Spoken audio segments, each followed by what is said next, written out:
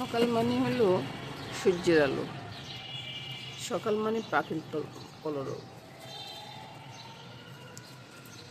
আর আমার এখানে শুধু গাড়ির কলরব আছে। পাখি যে ডাক দিচ্ছে না তা কিন্তু নয়, পাখি কিন্তু যথেষ্ট পরিমাণে ডাক দিচ্ছে, কিন্তু গাড়ির আওয়াজের জন্য ওইটা চাপা পড়ে যাচ্ছে।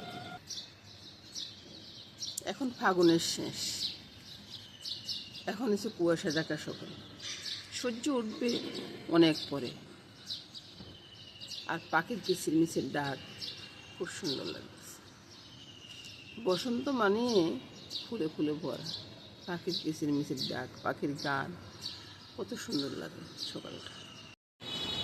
এরকম একটা সুন্দর সকাল পাখির সাথে, ফুলের সাথে মিতালি করা, পাখির সাথে না ফুলের সাথে, এই ফুলটার সাথে মিতালি করা কত ভালো লাগে না? সুন্দর একটা সকাল। এই সকল পাবো কোথায় ভাই? এবার আমি বলি শুভ সকাল। সকালটা যদি শুভে না হলো ফুল কি ফুটতো না তো। তাই শুভ সকাল বলতেছি এই জন্যে যে ফুল ফুটছে, শুভ সকাল। চলেন না রান্না করে এসে রান্নাটা করবো। তাই তো এই ফাঁকে গাড়ির আওয়াজটা অনেক বেশি আসতেছে, বলুন তো কী অবস্থা। তো এবার এখন থেকে আমার রান্না করে আমি আছি। তো এই বেড়ানো শেষ হয়ে গেছে। তো এটাই বলবো বন্ধুরা, রান্নাটা পুরোপুরি দেখুন, আর দেখি যেটা আপনারা পারেন না সেটা আপনারা পারবেন। আমার রান্না দেখলে আপনারা, আমার মনে হয় কিছু না কিছু উপকৃত হবে। তো পুরো ভিডিওটা দেখুন, দেখে তারপরে যাই আপনারা লাইক কমেন্টস করুন। কমেন্টসে যদি আমি যদি ভুল বলে থাকি তাহলে আপনারা বলবেন, সেটি আশা করব। তো ভিডিওটা শুরু করি, ভিডিও না রান্নাটা শুরু করি। কিছু করুন আলু ছাড়া গতি নেই, বুঝছেন? সে আলু হয় যদি দম বা রুটি পরোটার সাথে খাবেন, তাহলে তো কোনো কথাই হবে না। সেটা কিভাবে রান্না হবে? প্রত্যেকদিন কি এক রান্নাই হবে? না রে ভাই, এক রান্না হবে না। প্রতিদিন কিভাবে এক রান্না হয়? একই রকম রান্না হয়, আজকে একটু অন্যরকম হবে। আমি প্রতিদিনে বলি অন্যরকম রান্না করুন, সবাই কারো মুখে অরুচি আসবে না। এখানে ডাল আছে নিগুড়ো আতপ চাল, ডালটা দিছি আমার দাদুভাইয়ের জন্য। আমার দাদুভাই বেশ পছন্দ করে ওই যে সোনার ডালটা আর কি। তো এটা আগে ভিজিয়ে রাখি, করে এতে প্রতিদিনে ভাজা ফুলে একটু পরে বিকেলবেলা ইফতার মানে হয়েছে যে ভাজা ফুলা। তো আমি প্রথমে আলুগুলো ভেজে নেব।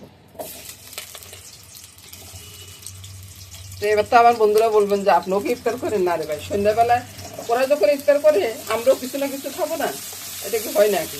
আলুগুলো একটু নেড়ে ছেড়ে নিবো আর কি, একবারে যে পুরোপুরি ভাজবো তা কিন্তু করবো না। এবার দেখুন বলতে বলতে আলুগুলো একটু বেশি ভাজা হয়ে গেছে। আমি এত ভাজতে চাই নাই, একটু কম ভাজতে হয়েছে। তারপরে আর কি করা আছে, বেশি ভাজা হয়েছে যখন একটু ভালো হয়ে গেল, কারণ আলু একটু বেশি ভাজা হইলে ভালোই হয়। এবার আলু তো তুলে নিলাম ফোড়ন করার কারণে, ফোড়নে দিয়ে দিলাম পাঁচফোড়ন আর তেজপাতা। পাঁচফোড়নটা দেওয়ার কথা ছিল না, ভুলবশত দিয়ে ফেললাম, বুঝছেন? আপনারা চাইলে অন্য ফোড়নও দিতে পারেন, তা ওই যে এলাচি সব কিছু দিতে পারেন। আমি তো পাঁচফোড়ন দিয়েছি, মন্দ হবে না, বুঝলেন না? ফোড়নটা ফুটে উঠুক, পাঁচফোড়ন তো ফুটে উঠে লাগে। এবার দেখুন কুরমুর করে ফোড়নটা ফুটে উঠতেছে, আমি চিনি ছেড়ে দিলাম। আহা হা, কি করলাম রে, কি করলাম রে, কি করলাম! সবাই তো এটাই বলতেছেন। আরে ভাই দেখুন না একবার, না দেখি কথা বলার কোনো দরকার আছে? আপনারা বলুন তো। এই যে চিনিটা একটু লাল হচ্ছে, এবার আমি মরিচের গুঁড়া ছেড়ে দিলাম, আদা লঙ্কা ছেড়ে দিলাম। এটা ছেড়ে দিয়ে এবার কি করবো, ওই যে চাল এগুলা ছেড়ে দিলাম। মরিচ পরে গেল না, এটা চট জলদি ছেড়ে দিলাম, বুঝলেন? এবার একটু গরম জল, আর কত সুন্দরভাবে ফুটে উঠলো গরম জল দেওয়ার সাথে সাথে। চিন্তা করেন একবার। এবার অন্যান্য মশলাটা দিয়ে, মশলা বলতে কি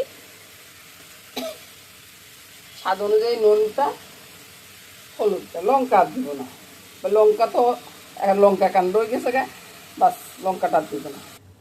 এবার দিয়ে দিচ্ছি জিরের গুঁড়া। আপনারা কিন্তু চামচ দিয়ে মাখিয়ে দিবেন, নাহলে কিন্তু বেশি কম বেশি পরিয়ে যায়, বুঝছেন? আমি চামচ দিয়ে মাখিয়ে না দিতে আপনারা মাপেন না, এটা কোনো কথা হলো না। এই যে ধনিয়ার গুঁড়াটা দিয়ে দিলাম, সব মশলাই দিব আজকে আলুর দমে। এবার পরোটার টুটা মেখে নিচ্ছি, নুন আর ওই একটু তেল দিয়ে দিলাম আর কি, কুসুম কুসুম গরম জল দিয়ে মেখে নিব। মশলাটা ফুটে গেছে, চাল ডাল একবারে ডবল হয়ে গেছে, বুঝছেন? এবার আমি আলুগুলো ছেড়ে দিচ্ছি। এভাবে একদিন করে দেখিয়ে, মন্দ লাগে না রে ভাই, ভালোই লাগে। রুটির সাথে, পরোটার সাথে বা ভাতের সাথে বলুন না, দারুণ লাগে খেতে। কষানো তো হয়ে গেছে, এবার গরম জলটা দিয়ে দিই। বাস বলো আসলাম। ও আচ্ছা, ওই মশলার গুঁড়া তো দিন দিদিভাই দেখা দিচ্ছি, তোমরা ওইভাবে করে ফেলো। দিদিভাই আসতেছি, দারচিনি এলাচি গুঁড়াটা দিয়ে চুলাটা বন্ধ করে দেবো, বুঝছেন তো। 1 2 3 হচ্ছে না তো মা মা মা করতেছে না, মা সুন্দর করে করতেছে না। রান্নাটা মোটামুটি শেষ করে দিয়েছি বন্ধুরা, চুলাটা বন্ধ করে দিলাম। এবার ঢেলে নিই, তারপর দেখাচ্ছি। এবার দেখুন তো রান্নাটা কত সুন্দর হয়েছে না। তো এবার আমি চলে যাচ্ছি, ফাঁকে দিয়ে একটু ওদের ব্যায়ামগুলো দেখিয়ে দিলাম আর কি। ওরা সকালবেলা উঠে একটু একটু ঘাটটা নাড়ে আর কি। এই বাজার সাজার সেরে তারপরে চলে আসলাম রান্না করে বন্ধুরা। রান্না করবো কি, রান্না করার আগে বন্ধুরা ওই যে সকালবেলা জল খাবারের জন্য তো আমি ওই আলুর দমটা করলাম। আলুর দমটা একটু বেশি হয়েছে, তাই না। এই আলুর দমটা দিয়ে সকালেও চলে যাবে, দুপুরবেলাও চলে যাবে। তার সাথে হবে কি মুগ ডালটা ভেজে নিচ্ছি। মুগ ডাল ভাজা হয়ে গেছে, মুগ ডাল ভাজা হয়ে গেলে মুগ ডাল আর ওই যে ডালটাও জলটাও বসিয়ে দিলাম। উল্টাপাল্টা কথা বলতেছি, বুঝছেন। তো সে আপনাদের সাথে মজা করবো না তো অন্য কারোর সাথে মজা করবো বলুন তো বন্ধুরা। তো এতদিন তো অন্য জায়গায় খেয়ে আসছি, আর এখন নিজের ঘরের খাওয়ার মজাটাই আলাদা, কি বলুন। আপনারাই বলেন না, মজাটা আলাদা না। মুগ ডালে না ফোড়ন করে একবারে বসিয়ে দিই। মুগ ডালে ফোড়ন করে বসালে হয় কি, মুগ ডালের সেন্টটা খুব ভালো উঠে, বুঝছেন। এই যে মরিচটা দিয়ে দিলাম, মরিচটা দিয়ে মরিচটা নেড়ে সেড়ে তেজপাতাও দিয়ে দিচ্ছি আর জিরা। আমি বিশেষ করে মুগ ডালটা জিরা ফোড়ন করিয়ে করি, যেটা আমার শাশুড়ি শিখে গেছে আর কি। এবার ডালটা তো বসিয়ে দিলাম, ডালের ভিতরে ডালের ফোড়নটা এভাবে ফোড়ন দিলে না ফোড়নটা বেশ ভালো লাগে। আবার ওই যে লঙ্কাটা আছে না, লঙ্কাটা তুলে রেখে দিবি। তো লঙ্কা ওই যে ডালটা ম্যাশ করার পরে দিয়ে দিবি। এবার নুন হলুদটা দিয়ে দিই। আটটা যেমন তেমন মুগ ডালে কিন্তু নুন হলুদের সাথে একটু চিনিও দিতে হবে। মুগ ডালটা চিনি বাদ ভালোই লাগে না, সামান্য একটু চিনি দিবেন, ডালের মজাই আলাদা হয়ে যাবে। আর ডালটা ফুটতে থাকুক, এটাকে আমি ওই যে পরোটাটা করে নেব। ওই যে পরোটার জন্য লেসিটা একবারে পুরাটা একবারে বেলে নেব, বুঝলেন। বেলা হয়ে গেলে এবার এটার ভিতরে কি সরাবো বলুন তো ভাই। আমি দোকানের মতো একটা একটা করে করি না, বুঝছেন। তারপরে একটু তেল, একবারে ভালো মতো একটু তেল দিয়ে দিচ্ছি। এবার ভালো করে আটা সরিয়ে দিচ্ছি। আপনারা চাইলে এভাবে করতে পারেন, দেখবেন যে করলে মন্দ হবে আটটা যাবে। এবার বড়ি ভালো করে এবার লেচিগুলো কেটে নিয়ে কি বল, একটা দুইটা তিনটা চারটা পাঁচটা ছয়টা সাতটা, এই বাবা ক্লোজ করে বাবা, হ্যাঁ 8টা 9টা হয়েছে। এবার করে নিই, তারপর দেখাচ্ছি। এবার দেখুন তো লাসা পরোটার মতো লেয়ারগুলো বোঝা যাচ্ছে কিনা। আপনারা তো মনে মনে চিন্তা করতেছেন আমি ঘরে কিভাবে লাসা পরোটা বানাবো। লাসা পরোটা শুধু দোকানে পাওয়া যায়। আরে ভাই, বুদ্ধি থাকলে সবাই সবকিছু করতে পারে, বুঝছেন। আমার মতো বুদ্ধিটা একটু ধারালো করে, বুঝছেন।